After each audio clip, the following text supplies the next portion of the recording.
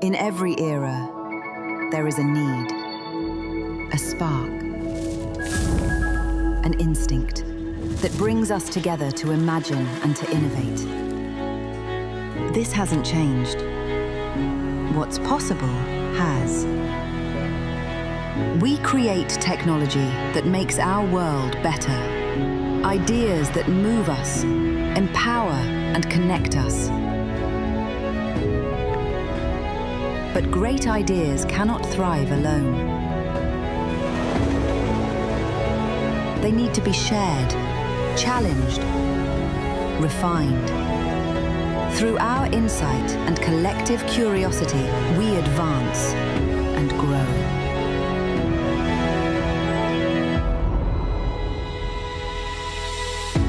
New solutions, new directions, new answers. We do that here, together.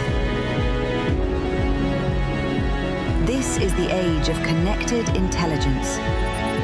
Welcome to the IQ era.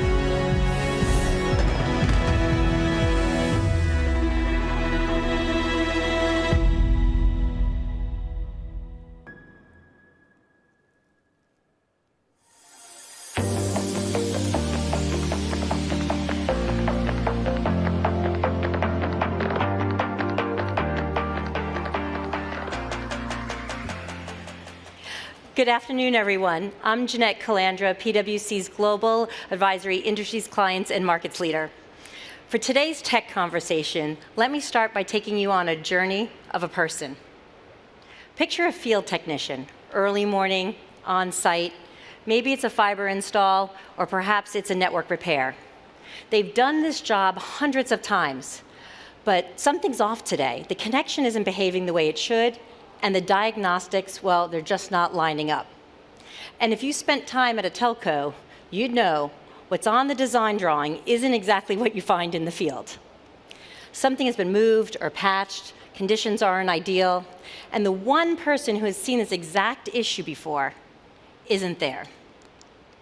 That gap, that's latency, not the network kind, the operational kind.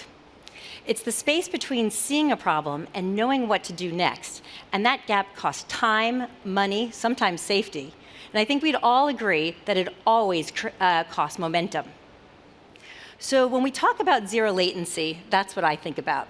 Because Edge AI isn't about shaving milliseconds off for the sake of it. It's shrinking the distance between a signal and a decision. So just to ground today's conversation technically, Edge AI doesn't mean that everything runs on the device. It means intelligence is distributed. Data is captured at the edge, the workflow starts there, and the compute happens where it makes most sense.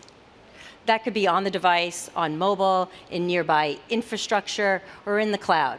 It all depends upon performance, security, and policy. The goal really is proximity. Get the intelligence as close to the work as possible. At PwC, we've been building a wearables-enabled frontline productivity suite. It uses MetaSmart glasses, like these, not as a gadget, but as frontline infrastructure. We've piloted this in Canada in aerospace maintenance environments, where downtime is measured in real dollars. And I wanted to share a few images from that pilot behind me. So what you're seeing is a technician working hands-free. The glasses capture exactly what he sees in real time and stream it in an enterprise environment securely. A remote engineer has the same view instantly and can guide him in the moment, annotating, escalating, and helping him resolve the issue without anyone holding a phone or flipping through manuals. The workflow starts at the edge, and as we layer in AI, prompts, automated summaries, quality checks, we tighten the loop between seeing an issue and resolving it. So not everything runs on the glasses yet, but everything begins there. Bring that into fiber installs, maintenance, or safety work, then you reduce truck rolls, you resolve issues faster, and you get it right the first time. What our clients are responding to is not just the technology, it's the measurable uplift that they're seeing. So the real question for today isn't whether zero latency is technically possible, it's this. If intelligence can live closer to the action, how does that reshape networks? Chips, sensing, or business models. That's the conversation we're here to have today. And I'm joined by leaders who are shaping each of those layers in the stack. So please join me in a warm welcome to our 4 esteemed panelists.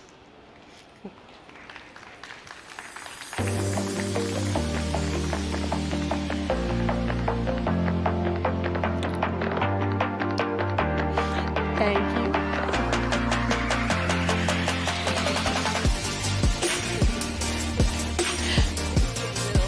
Somebody wants to sit in the middle.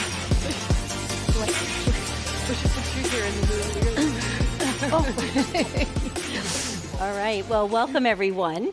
Before we get started and get into some introductions, let me just share a brief update for our audience today. So we have a really special opportunity following our conversation to join the panelists and continue this conversation at a reception just outside the doors here. So we hope you'll join us. There'll be some drinks and some nibbles, and we would welcome your continued participation. All right, well, thank you to each of you, and I really appreciate you being here.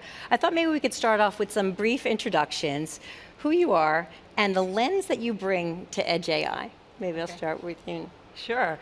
First of all, it's a great panel, and I enjoyed your opening remarks. I'm Azita Arvani. I've been in telco networking, part of the disruptions for a long time, from voice to data, hardware to software, software to cloud, and now cloud to AI and edge intelligence.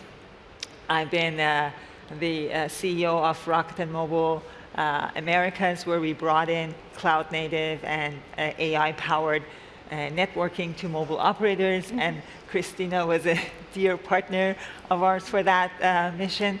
And now I run a consulting firm that works across the ecosystem. Mm-hmm. And the lens that I bring in, I'm on the board of Tenant Company, and we do big industrial cleaning machines. Mm-hmm. And we have deployed over 10,000 autonomous robots that clean the airports and retail stores and so forth. And they use Edge AI on device.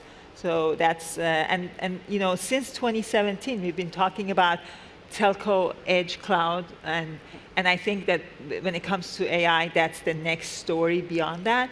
And knowing that physical AI is going to be around $1 trillion by 2035, according to Barclays, Edge AI plays a huge role, especially for physical AI.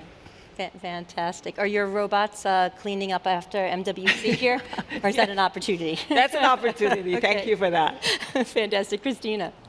I'm Cristina Rodriguez. I lead the network and edge business at Intel. One of the best perks of this industry is that you get to work with the same people over and over again. And it's great to be in this panel with people that some I already knew, some are new friends.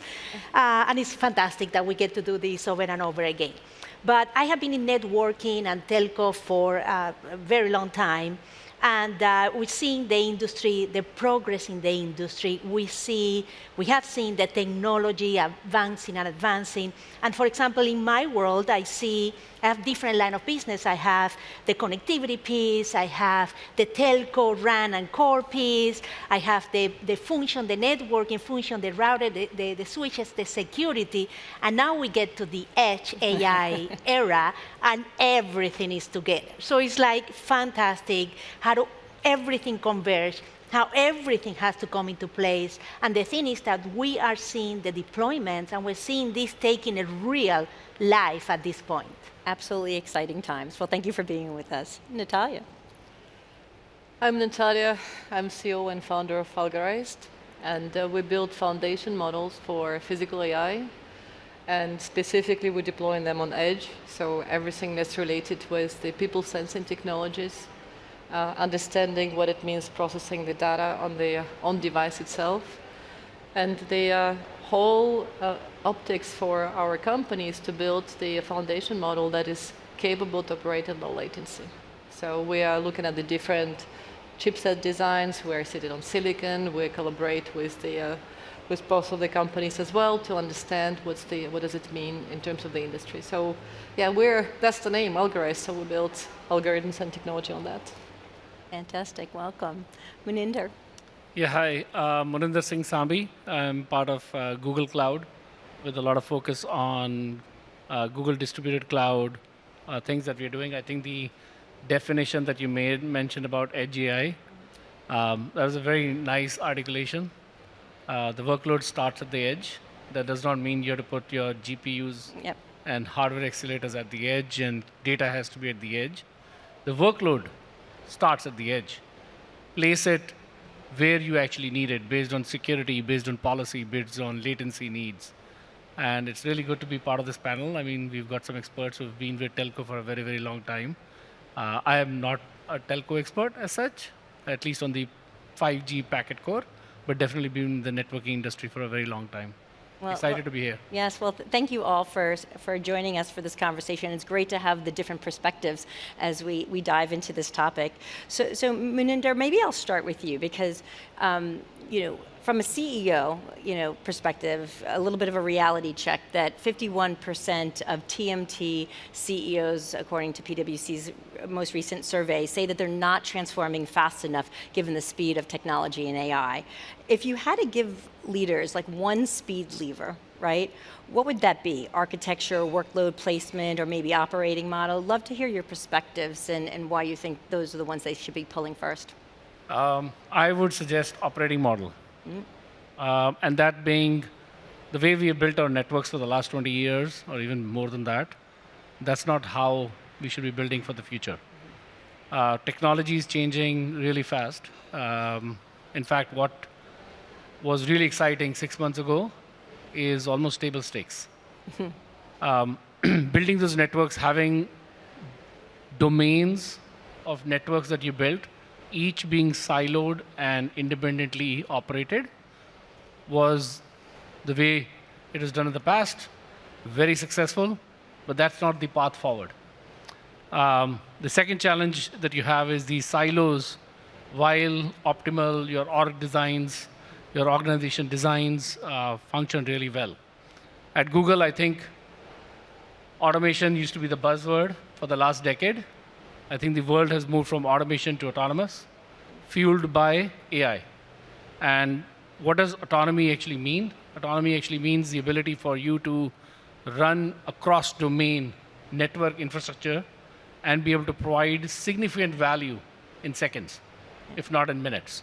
Whether it be strategic planning, whether it be making your network more secure, whether it be for operations where you're trying to detect or do root cause analysis. And at Google, one of the things that we've done is, obviously, we do have Gemini, which is one of the world-leading artificial intelligence index, leaderboard, foundational model. But in addition to that, providing an entire stack where you can run your own agents. Those agents' lifecycle can be managed. You want to be able to use Vertex AI, use Gemini to be able to fuel those agents, but also having a data strategy, moving in data with data warehousing, with BigQuery, being able to use Spanner Graph, building a digital twin. In fact, one of the things that we just announced is the graph neural network that used to use TensorFlow in the past. We are moving that to a JAX, which is much easier to use, much faster, much more agile. There's a lot of innovations that we've showcased, I think, with Deutsche Telekom. I just did a update with them, a theater with them, where we were talking about last year announcing a RAN Guardian agent that was fully autonomous. And they gave some really good examples, like majority of their RAN issues, which is radio access network, used to take days. Now they're able to solve it in less than a minute. In fact, in seconds. But only be able to solve it because they wanted to create guardrails of only being able to have certain activities being controlled. You don't want the agent fully autonomous, changing radio signals and changing radio direction. This time around, that was announced last year, this time around, we announced, it's very hard to spell, it's called MINDR. It's almost a misspelling of my name. Yeah, I was going to ask that. That was pretty close. Didn't know. It stands for Multi-Agent Intelligent Network Detection and Remediation. And the whole goal was to expand beyond RAN, be able to cover RAN, transport, and core, and be able to follow and provide the same autonomous capabilities that we had for RAN across the board. Yeah, so those examples, I mean, really demonstrating the speed at which technology is moving at. Zita, I'd love from a telco infrastructure standpoint, like when enterprises talk about speed, are they funding the right prerequisites? Or are they skipping some of the basics? Yeah, so let me just tell you the advantages that telcos have in terms of using their infrastructure as edge AI. Yeah. So they have distributed real estate. Like we have 7 to 8 million cell sites around the world versus less than 1,300 hyperscaler sites. Just to kind of give you the, and then the scale of this. And then in terms of the compute capacity, only 30% of the radio access network compute capacity is being utilized right now. So there's 70% headroom that could be used for other things. So in that kind of scenario, on paper, it makes a lot of sense to use the telco edge for these kinds of things. So, but the telco edge comes in sort of two flavors, if you will. One is you do augment and co-locate, and the other one is converge and share. And what I mean by that is today's radio access network has got the traditional baseband, which means the underlying compute is proprietary and it's hard to share, right? So you have to be open run, you have to open it and run it on CPUs, GPUs, TPUs, whatever you like. But anyways, you have to open that. So in order for it to converge and share, which is the biggest unlock and what people call AI factories, you have to do that re-architecturing. So that's the big piece of that. But the other thing that's available today, you could add to like metro sites, aggregation sites, which there's already like a data center type thing available, and you could add the AI stack, but that's not fusing the two together. That's like two different things that are co-located. And you could do that at the edge sites, you could do it at the private network, you could hypothetically do it at the base station, but that would be very expensive and probably not worth it at this point. But quite a bit of optionality. Quite a bit of optionality, yeah. So maybe, Natalia and Cristina, is there a foundational investment when it comes to speed and placement that you see companies underestimating? Curious your perspectives to round out this part of the conversation. For me, yes. So no, it's important. So when it comes to edge AI, and you were saying something very important, you have to have into account the economics of it, right? So when we're thinking about edge AI, you need to have compute, you need to have security, you need to make sure that you provide that zero latency, you need to make sure that there is a common platform that creates silos along the way that makes that add complexity to your solution. So when you do an investment, yes, there is an investment in the picture, but that investment has to make sense in the context of where you live. For example, if we're thinking, and Asira was mentioning this, if we're thinking about the base station in the cell tower, there's a lot of very demanding cost structure and very demanding power structure. So you gotta have those things into account. Now, that said, when you look at the enterprise, right, which we are having a lot of experience on it, and we're seeing a lot of momentum on it, you can see the enterprise, the on-prem, the private 5G that we have talked for so long, but now it's becoming a reality because there is the technologies there and the AI is there. So you think on the enterprise and you can see the enterprise saying, okay, I have all this equipment, all different appliances that have to talk to each other, that you need the technician figuring out, as you were saying at the beginning, but now you can replace that with a platform that can do workload consolidation. And yes, there is an investment in that replacement, but it pays off. Because now, for example, you can have a server-based architecture. You can replace all these appliances with a programmable solution running on a server architecture that can do the network functions, that can do the wireless stack, that can do the vertical integrated functionalities proper to the edge. depending on the vertical. So is that, yes, there is an investment, but as long as you think of what is your return of investment, which I believe is there in the edge, that will make sense for the enterprise, and we're seeing that happening. Yeah. So when we think about shifting to the physical reality of this all, right? Natalia, you've been out there saying that even 100 milliseconds could be, dangerous in certain industrial environments. Like, what really breaks at that 100 millisecond level? Bring it to life for us. So what does it mean 100 milliseconds in the industrial world? If you talk about industrial operations, the robotic arm moves 2 meters a second. So 100 millisecond latency, it's about 20 to 40 centimeters drift, right? And that's the time when the worker would enter the work cell. So it's the gap, the distance between near miss and almost an injury. That's how the industrial look at it from the latency point of view. But what we also realize is that the biggest challenge for industry is obviously safety, but it's also its throughput capacity, its stoppages.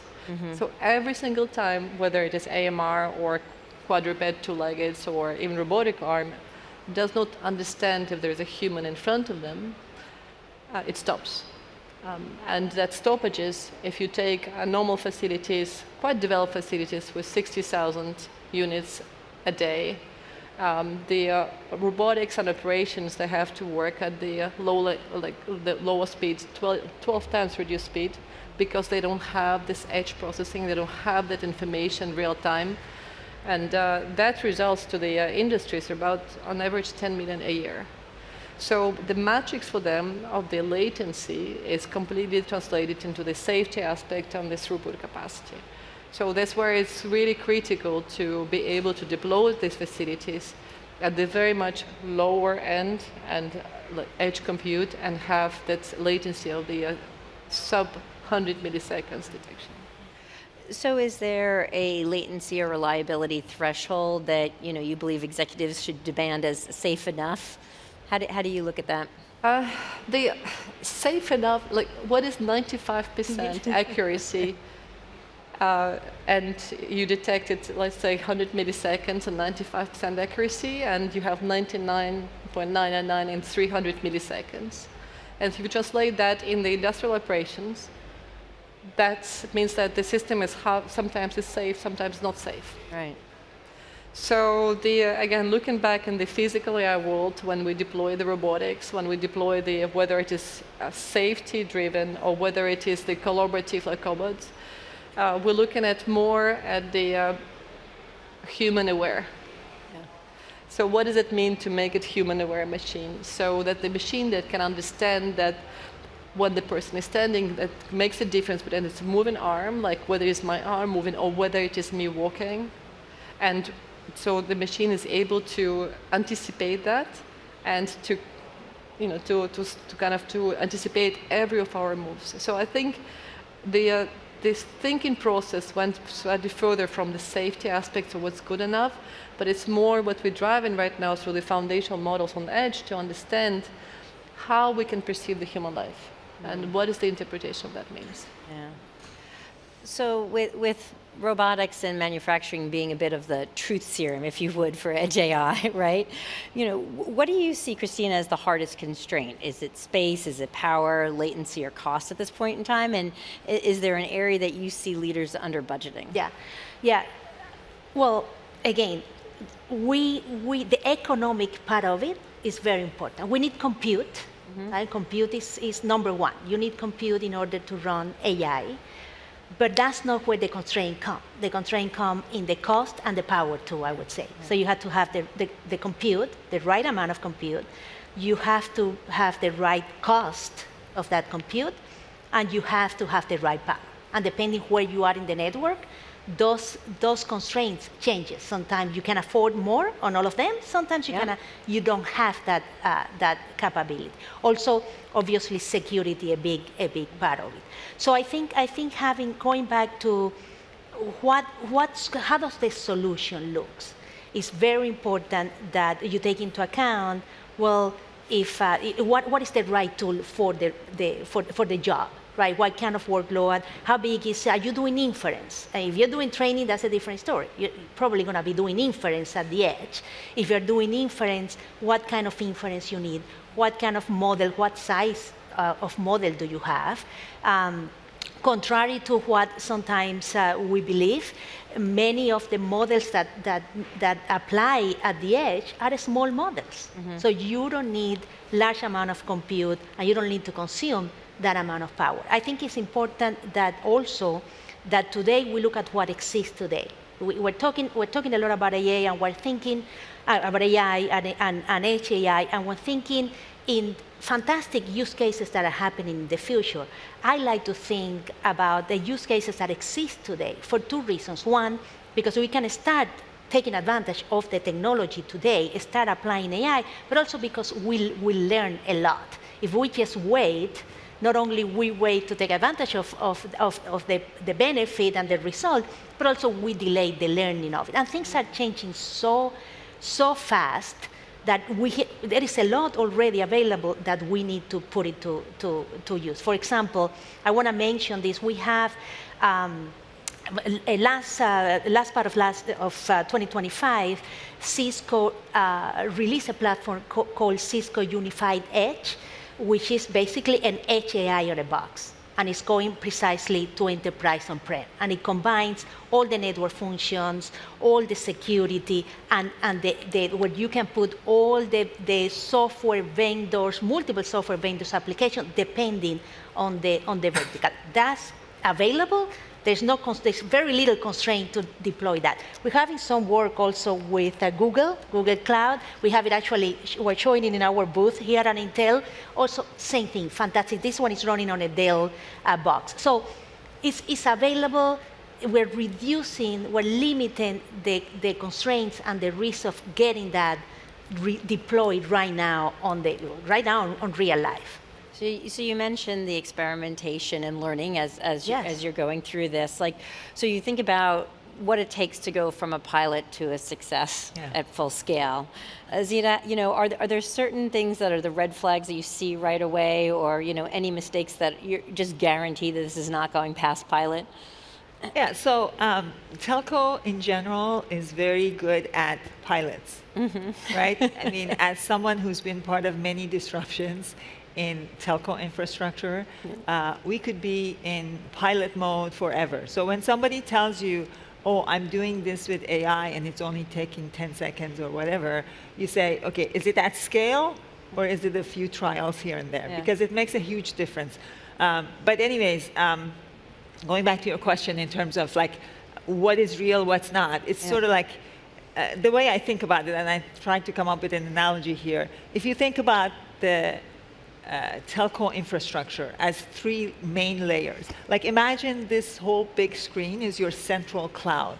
And imagine the chairs that we have are our regional data centers. And imagine these water bottles are our base stations. There will be many, many water bottles. There will be much fewer chairs, and there'll be only 3 or so of these data centers, right? So if you do things in this area, you could do more training, you could do a lot of things, and it sounds more real, right? You could do that today. Plus the fact that things that are in that area, like the non-real-time parts of the network, the core network, all of that stuff, that's already cloudified. So you could share that with other people. When it comes to chairs, some of it, because some of that core is running here, like user UPF, user plane function and all that, that runs here. That's also non-real time. You could share that with enterprise AI, and you could do interesting things here. But of course, the business model is still important, because are there enough enterprises near these chairs that would want to use AI services from this? But when it comes to these base stations out there, these are, majority right now are the old-fashioned, the legacy models. So that, if you want to add something to that, maybe that Cisco box or whatever, it comes in here. Then you have to see, do you have a customer sitting right next to it that's willing to pay So the model that makes sense is the private one, right? Because if this is a public base station and the operator is going to add something to this, it's just extra cost at the hopes that the customer is going to show up. And that's not a very justifiable business case. But the private network could work because you're in a hospital, you're in a port, you already have an ROI, right? And then you bring the Cisco box, and it could work well. But I would say, can I add? Yeah, absolutely. Because I would say, I know that we both think along the same lines because we have worked very much together before. I think if we, especially when it comes to telco and the network, if we want to take advantage to the max of AI and the possibilities of the future, that bottle of water, that base station, should be running a software virtualized stack. Right, so that's Because the big right? unlock, right? Okay. So that's where when AI RAN Alliance talks about converging AI and RAN, that's when everything becomes cloud native. That is the big unlock. So then you could do this here, but that's going to be hopefully soon, but we're not there yet. Yes, thank you. 100%. Yeah. Your visualization is even better than my field technician, so I don't think we're going to look at water bottles and chairs the same the rest of MWC. So we touched upon it, but let's go a little deeper on ROI and trust, because that's when we think about this journey for Edge AI, that's a critical part. It's got to make financial dollars and cents. Yes. There's got to be a customer need around it. It's interesting, going back to, again, our CEO survey, within the TMT sector, 39% of the CEOs say that they have seen increased revenues through, AI initiatives. And so thinking about the fastest path to AI or Edge AI ROI, what do you think it is? Maybe we'll get perspectives from each of you on this. Muna, do you want to start us off? What's the fastest path to ROI here? Yeah, I think so. AI brings a lot of value in different market segments. It depends on which vertical segment you are in. I would say training is mostly for the foundational models, a lot of it happening in the cloud. But for enterprises, it's all about inferencing. Sometimes you'll see some of the e-commerce customers also talking about serving. There's a slight difference in their approach. Inferencing, you can think of as an agent or an application talking and getting a response back from the hardware accelerators or the model to be able to make a decision. Serving, you can think of it as a dynamic website where you go to XYZ, it's a good retailer, you upload your photo, you choose a few dresses, and you say which one would suit me best, right? ROI, obviously on the e-commerce, there's a lot of ROI there. That's significant value. It could also be your choice of these are the type of songs you listen to, and it gives you the next pick based on which ones you liked, which ones you skipped. We see it all the time on YouTube. I'm sure we see it on other platforms like Spotify, etc. The ROI for the enterprise obviously comes down to how did you improve the user experience, the customer experience. Customer experience comes down to latency, where it was served. If it's robotics, yes, very latency sensitive. If it's industrial, very latency sensitive. There are some applications, latency is okay, but the capability in user experience has to be about how much customization, how much did you connect with that particular user or consumer of your application. On the enterprise side, where there's B2B applications, so you think of B2B applications that are trying to access cloud, they're probably deployed in those regional data centers that you already have, but they want to be able to use cloud infrastructure for hardware accelerators, models, etc. Here, it could be chatbot applications. It could be language translation type of models. There could be how fast can you write code, or refactor code and accelerate your development cycle. So there's a lot of ROI that comes in many of these cases. The ROI typically, almost every customer that we work with, as soon as they start deploying it, they see huge, tremendous value. On the telco network specifically, the example I can give is the autonomous network operations that the TM forum talks about. Anecdotally, what we've heard is it takes days to detect and takes months to do an RCA, and then hoping that you have fixed the right solution in one domain. Imagine across multiple domains.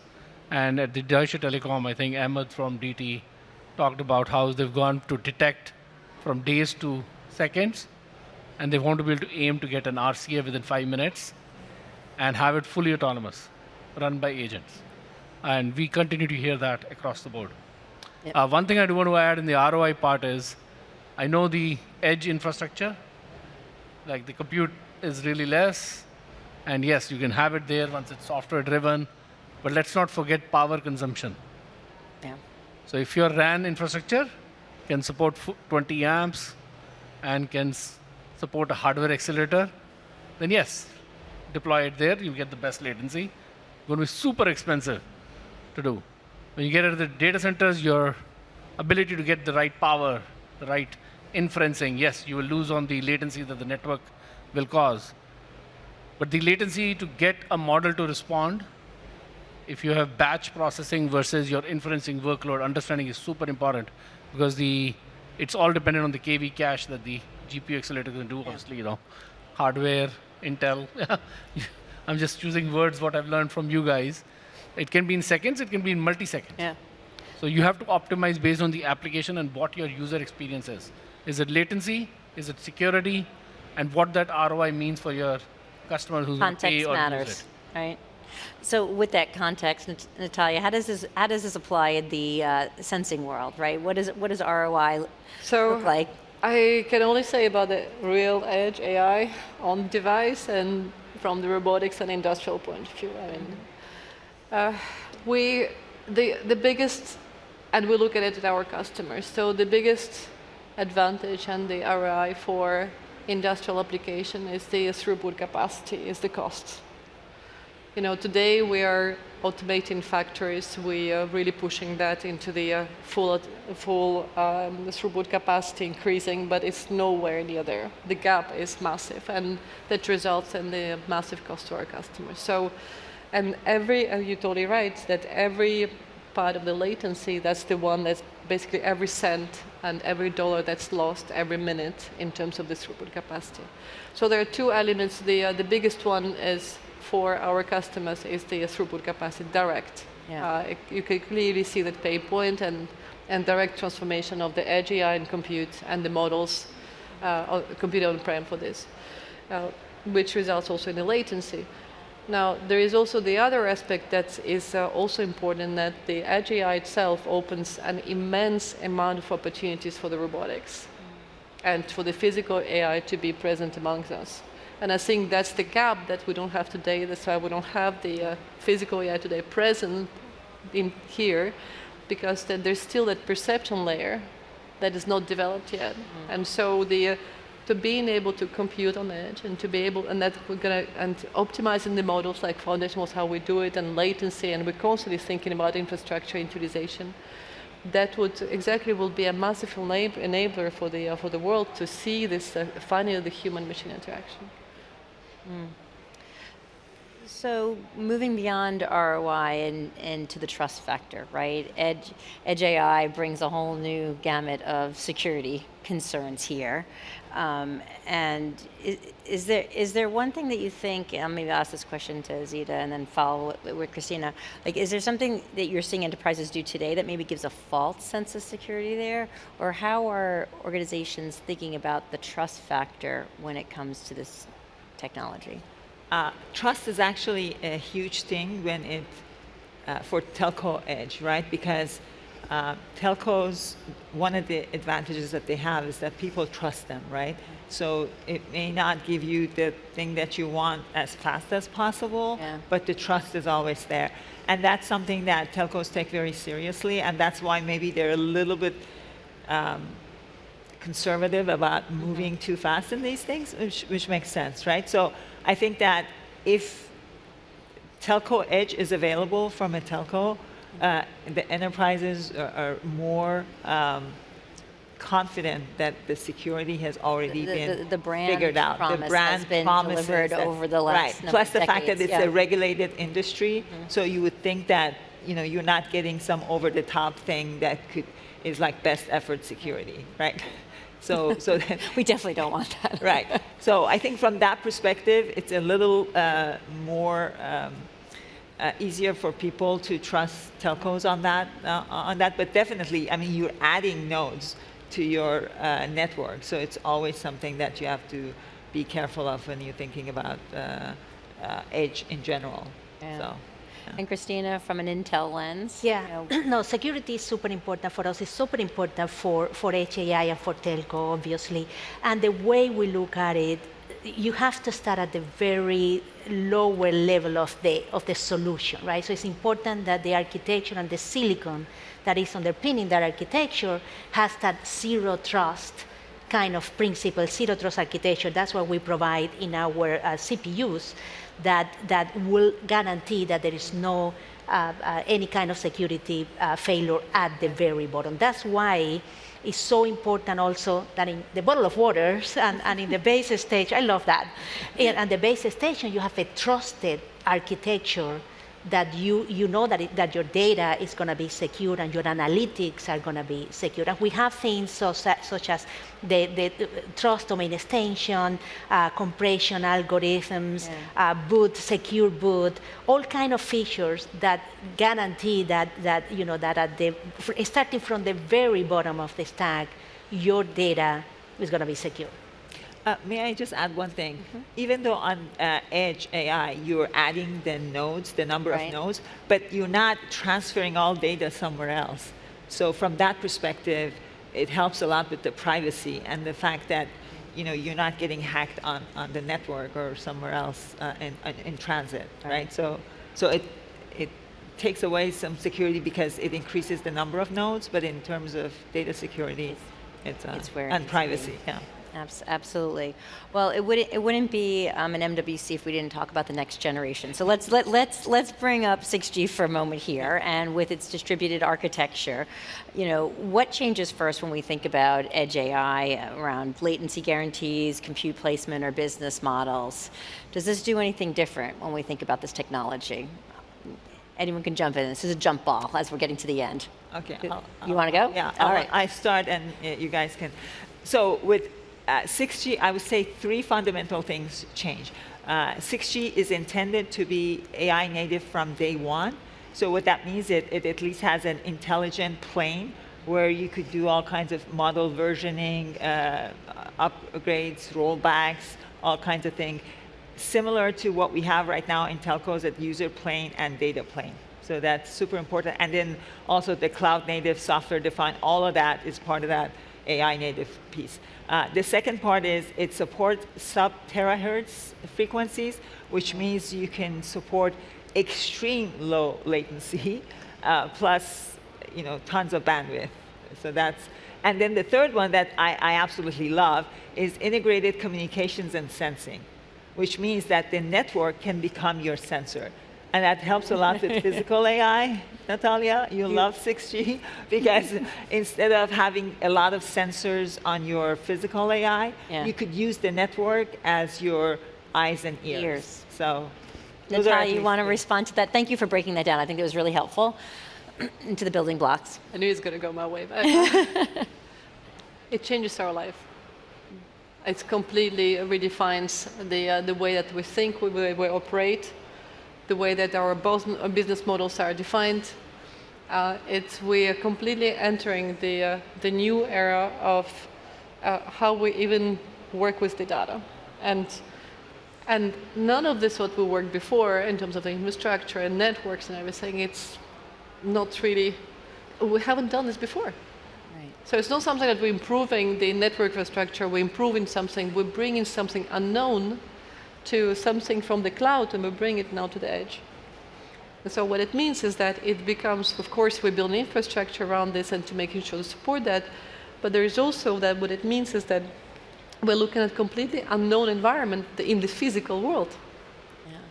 And there is also this level of the understanding that I think each one of us as the leaders and the companies, we need to also understand what it means that once that you give the possibility of the sensors and foundation models, we enable the machines to sense and to operate around us without necessarily having the cloud dependency. What does it mean? So I think it's like a bigger picture. We look at it from this point of view in this aspect. And I think it's completely redefines the whole way of thinking, and it requires not only the part of the infrastructural change, but also the way that we operate our businesses as the leaders. I love the energy and passion that comes to life when you could see the excitement about what this technology could bring. So to wrap us up here in the last 2 minutes, I'd love for each of you just to share one decisive or practical move leaders should make now when it comes to Edge AI. I'm going to go down the line. So I would say that things are going to change a lot. So make sure you come up with something that makes sense now, but don't feel stuck in that. Something else is going to come up. Just make sure that perseverance and monitor the area, so that you don't have to make the perfect decision now, because that will change soon. We got to iterate. Okay, Cristina. So I will go with a little bit of a practical view. Someone told me this once. For a technology to be really successful, it has to either save money or make money. And so we have to have that into... Your CFO would like that answer very much. Sure. So we have to make sure we have practical use cases that we can deploy today. And that means goes vertical by vertical. What are the pain points? What are the things that we can do? Not only the pain points, but also the pain points to save money, but also the things that we can come up that are going to give a new user experience that we can monetize. You were talking about 6G. We have to monetize that. The operators have to monetize, and the entire industry have to be able to monetize either by a service, a user experience, a completely new application, vertical by vertical, changing the society, but there has to be a monetization component of it. Okay, drive with launching and iterating, make sure it makes dollars and cents. Natalia. So AI today can give us everything. Absolutely, almost any answer to any question. So we should not think of what AI can do for us. We first need to understand what is the major pain point we have today to resolve. And from the leadership point of view, there's always one. You can decide, okay, if that will resolve that pain point, that will unlock something else. So think, and as you mentioned, the cost or revenues, whatever. What is that? You need to be able to clearly formulate that. If you're still not able to formulate that major pain point, then just don't go and jump into AI, say, going to solve that for me. And I think that goes back to this kind of thinking process. It's having AI today is an enabler, but at the same time, it forces us to think more than that, not just execute, because now the AI can execute for us. Right? We've got the assistants and everything else, but now we need to start to go back and say, what is that going to be resolving and use it for? Once we know that, it's easier than afterwards to deploy the infrastructure and I love it. Always put yourself in the customer's shoes and understand the pain point that you're solving. All right, we're almost out of time, so we're going to have to be quick, Muninder. Yes. What do we got? I think everything was covered. Focus on your user and the use case that you have. Make sure the ROI was there. If you have to fail fast.